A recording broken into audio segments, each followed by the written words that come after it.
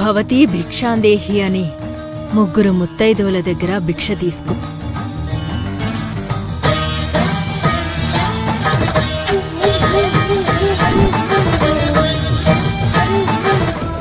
కానీ ఈసారి మాత్రం గండం చాలా తీవ్రంగా ఉందమ్మా. రాబోయే నెల రోజుల్లో అర్జున్ గారికి ప్రాణగండం స్పష్టంగా కనిపిస్తోందమ్మా.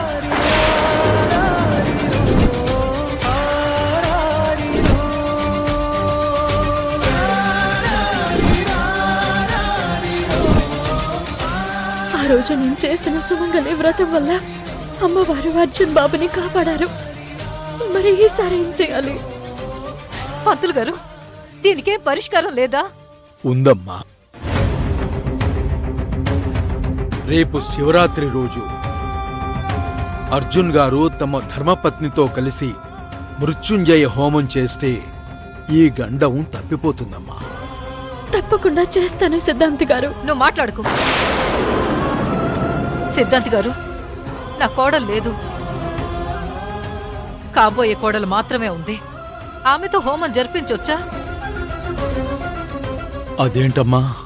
సిద్ధాంతి గారు, ఈ అమ్మాయి నా దృష్టిలో నా కోడలు లేదు. యమజతో ఈ హోమం చేయించొచ్చా? అత్తయ్య, ఏం మాట్లాడుతున్నారు మీరు? ఇది అర్జున్ బాబు ప్రాణాలకు సంబంధించిన విషయం.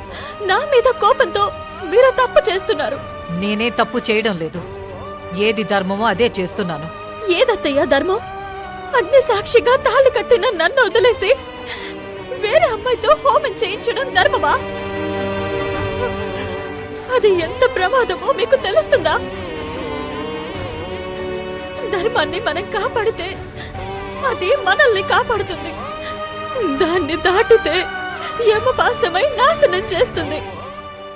ఏంటి బెదిరిస్తున్నావా? నా బిడ్డకి ఏది మంచిదో నాకు తెలీదా? అమ్మా, మీ కోడలు చెప్పేది కూడా నిజమే కదమ్మా. సిద్ధాంతి గారు, నా కొడుకు బాగోగులు కోరుకునే అమ్మాయే పీటల మీద కూర్చోవాలి కానీ పట్టించుకునే అమ్మాయి కాదు కదా.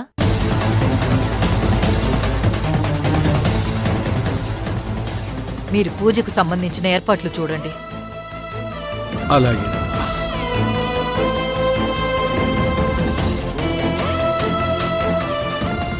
అన్నీ ఇది దేవుడికి సంబంధించిన విషయం.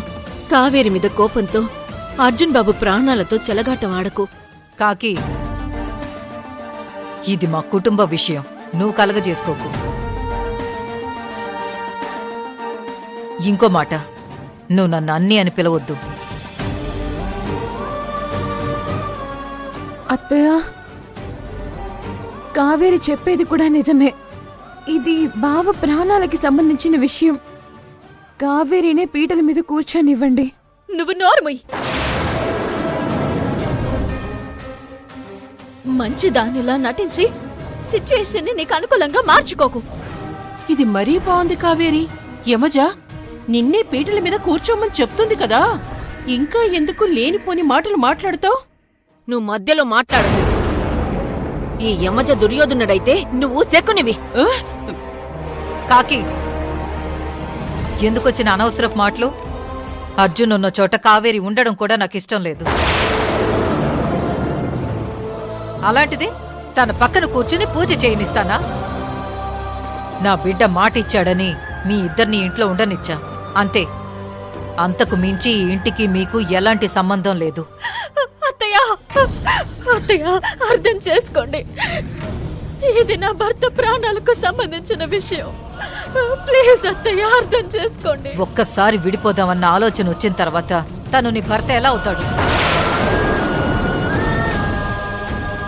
మనసులో ప్రేమ లేకుండా ఏ పూజ చేసినా అది వేస్టే.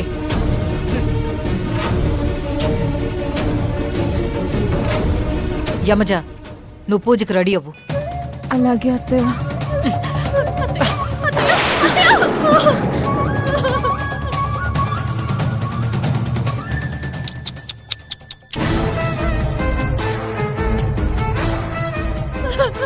కావేరి,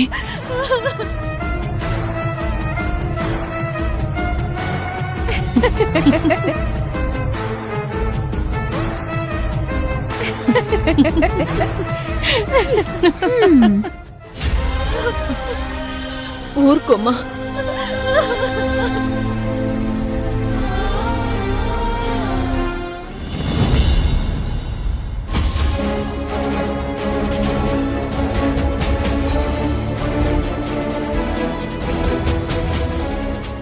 శివ, ఈ పాటికి వాడు బయలుదేరుంటాడు.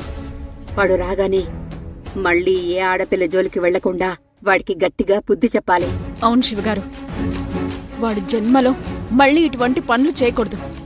ఇలాంటి వాళ్ల వల్లే ఆడవాళ్లు బయట తిరగడానికి కూడా భయపడుతున్నారు.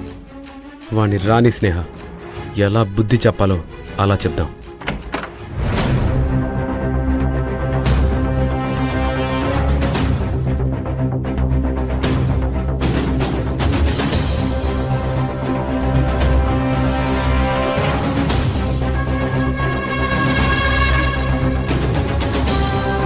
బిడ్డా, బిడ్డా, వాడు కాసేపట్లో వస్తాడు. ఈ రోజుతో వాడి పీడ వదిలించేద్దాం. నువ్వేం కంగారు పడుకో. అవును గంగా, వాడొచ్చినప్పుడు నువ్వేం టెన్షన్ పడకు. మళ్ళీ ఇలాంటి పనులు చేయకుండా వాడికి గట్టిగా బుద్ధి చెప్దాం.